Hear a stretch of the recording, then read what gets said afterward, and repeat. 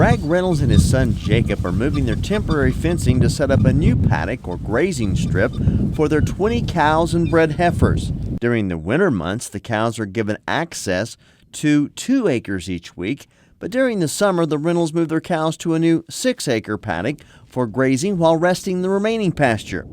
Suck, come on. Following this practice, combined with a mild winter, the Reynolds have only fed about 100 square bales of hay, compared to 800 bales in previous years before implementing the program. So what we did beginning last spring is we put temporary fencing up in order to divide the farm into 11 different paddocks. So basically they're on one of those 11 paddocks and the other 10 are resting. And we rotated them around the farm on those 11 paddocks and gave the other paddocks a total of 10 weeks of rest between grazing. Reynolds credits the Kentucky Grazing School program for the knowledge he gained and calls it sensible. By using the rotational grazing system, his cows never ran out of pasture despite being a little dry last summer.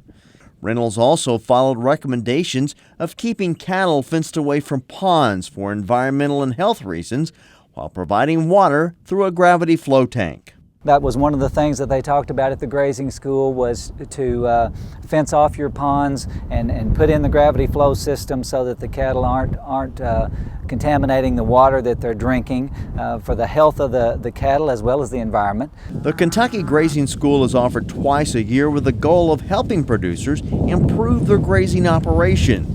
And UK Extension Forage Specialist Gary Lacefield says that should improve producers' bottom line. But every day we can graze, every day we can meet the animals' nutritional needs from grazed pasture, it's money saved. So our challenge is to extend the grazing, minimize the amount of stored feed that we have to feed, and we think that if we do that, we certainly can have a much more efficient, and our bottom line at the end of the year is going to be much better. Suck, come on. Greg Reynolds says he was prepared to feed hay for 120 days this winter, but in reality has fed only 19 days.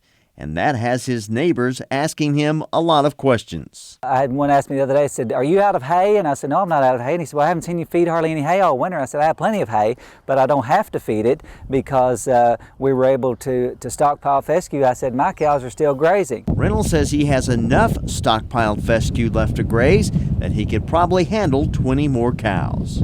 From the University of Kentucky College of Agriculture, I'm Jeff Franklin reporting.